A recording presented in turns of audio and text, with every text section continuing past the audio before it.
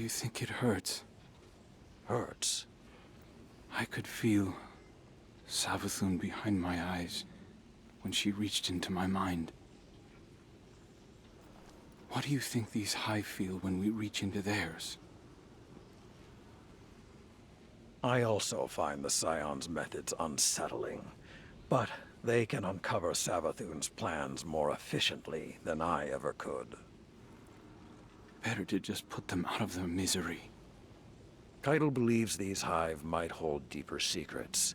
Do not make the mistake of thinking these things deserve your sympathy. Even though they have the light. Maybe you were the wrong person to put on this assignment. They may be our enemies, but this feels like a new low for the Vanguard. For Zavala. Watch your mouth. You New Light see Zavala as some toothless diplomat, but you wouldn't believe what he's sacrificed to become the man he is. Someone who will make the hard choice, and make sure his people understand why. Then I can't wait to hear the speech about all this.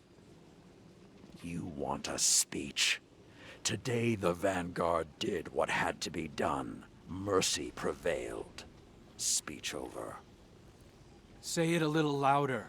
I don't think this guy could hear you. This doesn't look like mercy to me. Then you're not looking hard enough.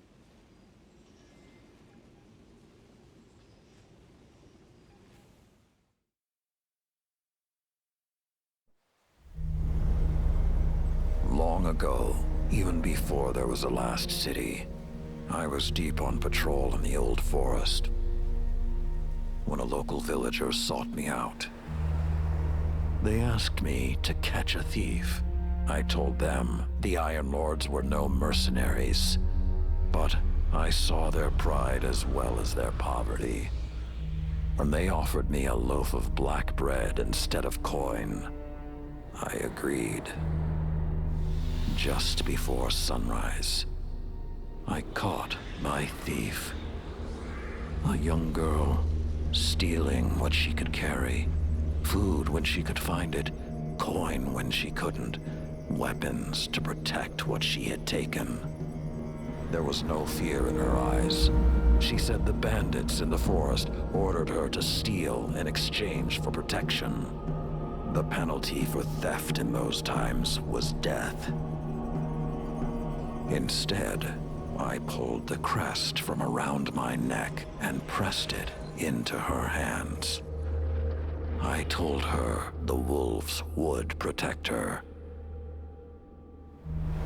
In a settlement rich with stolen supplies, I found the bandits and cut them down. 38 lives to spare one.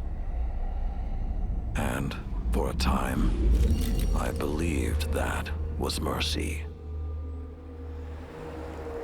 Many winters passed before I found myself back in that part of the old forest. This time, no one sought me out. So I sought them instead.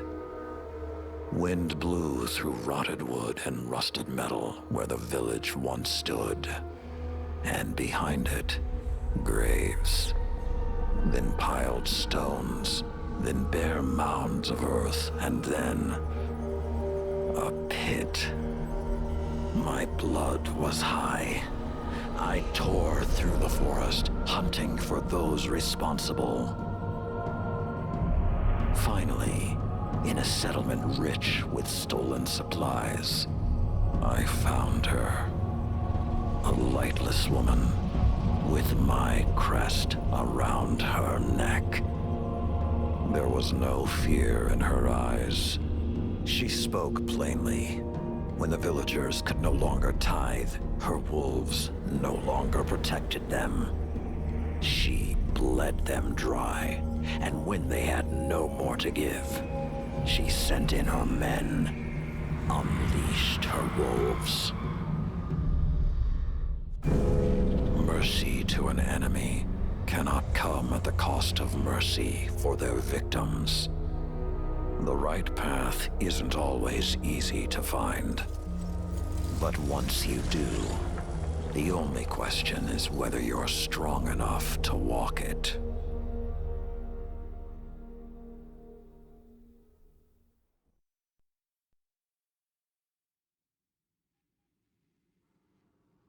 Consider that the next time you feel pity for our enemies.